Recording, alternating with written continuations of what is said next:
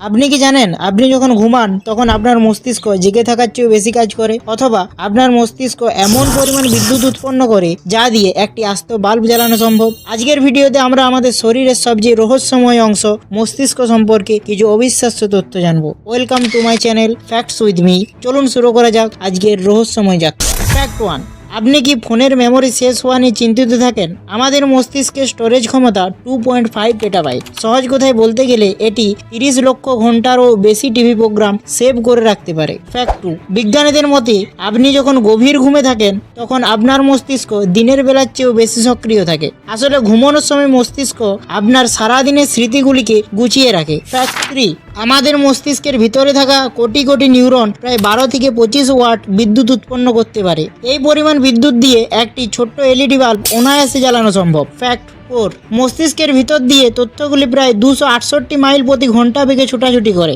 এটি একটি দ্রুতগামী রেসিং কারের চেয়েও বেশি গতিসম্পন্ন।